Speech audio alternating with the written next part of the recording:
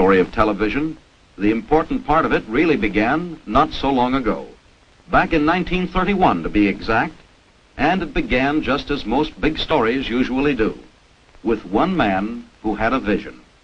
That man was Alan B. Dumont, and this is where his vision began, with mechanical television.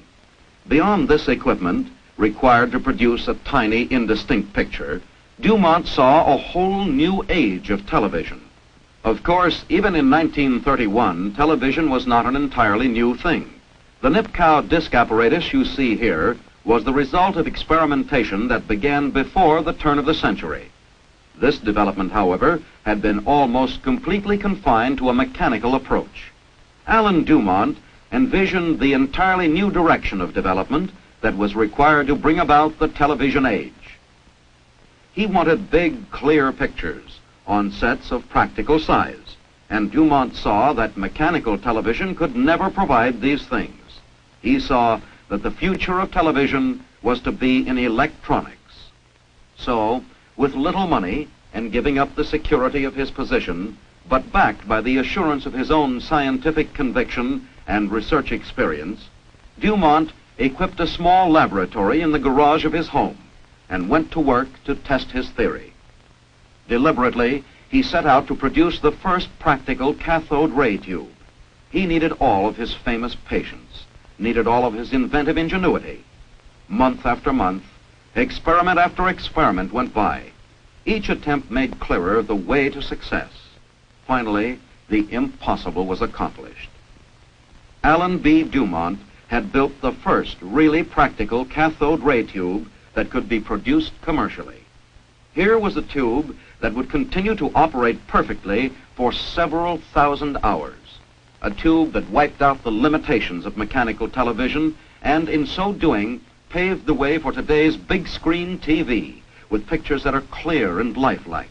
In fact, this piece of curved glass operating steadily through the hours announced the opening of a whole new age, the age of telectronics.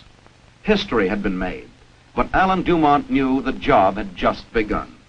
You see, Dumont realized his ideas were so far ahead of their times that even his production of a practical cathode ray tube was not enough to bring his dream of electronic television into being. To sell the picture tubes, he was now ready to produce. To gain the capital necessary for further development of electronic television, a way had to be found to dramatically prove the value of the cathode ray tube. Alan Dumont set out to do just that. For a number of years, scientists and engineers had been using several types of measuring devices known as oscillographs.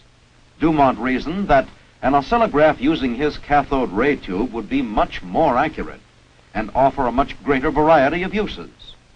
Thus was born the cathode ray oscillograph, an instrument that was to prove practically unlimited in its usefulness. This model and its continually improving successors demonstrated that by tracing the wave pattern of streams of electrons inside the tube, they could measure almost any earthly phenomenon with fantastic accuracy.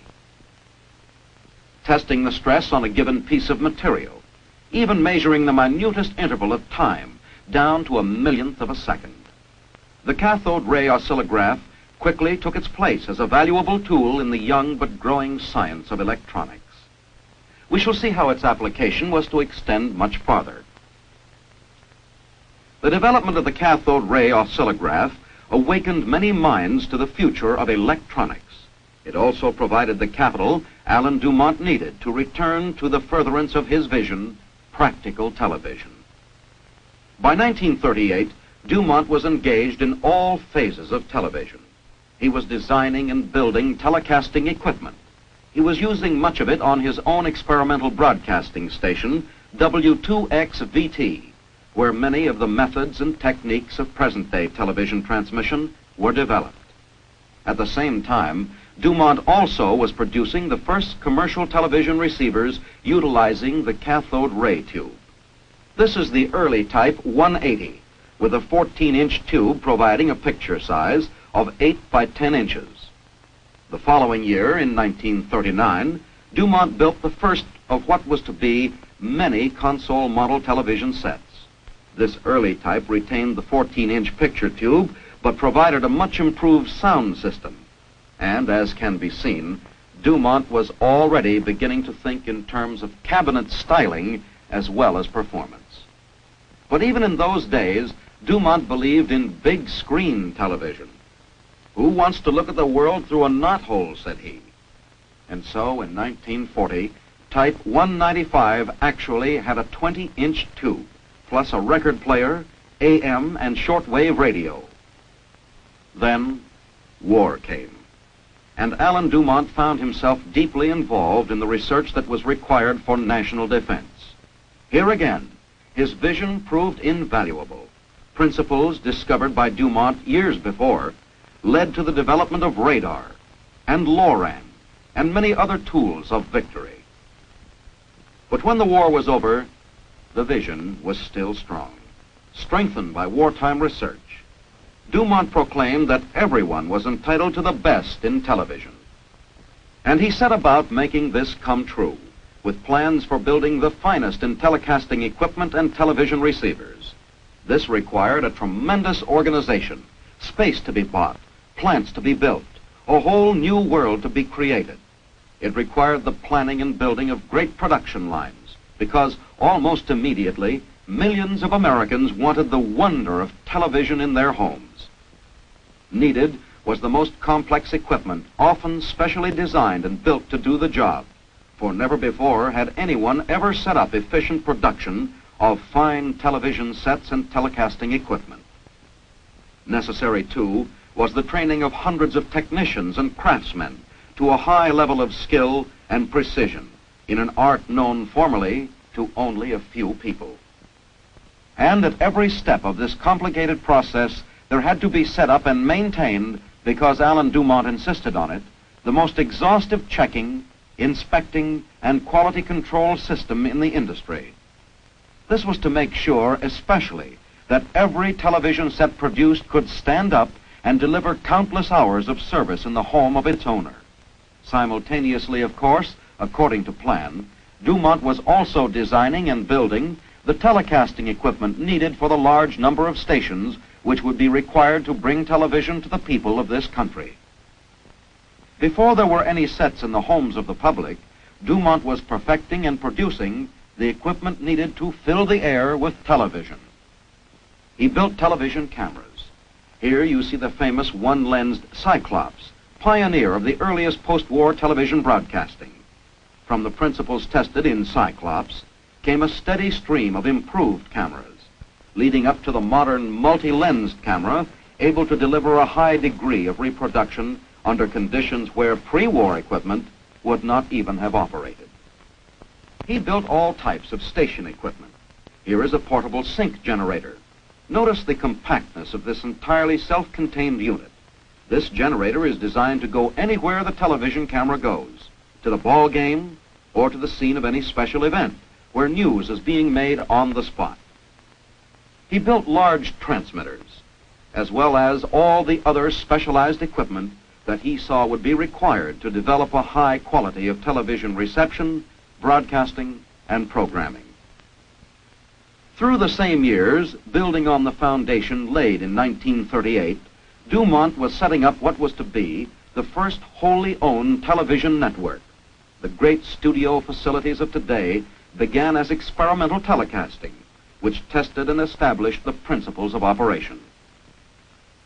As more and more people began to own sets, Dumont pioneered in setting up regularly scheduled programs for the public to watch, and the Dumont network grew, began to reach out into the East, to the Midwest, across the nation.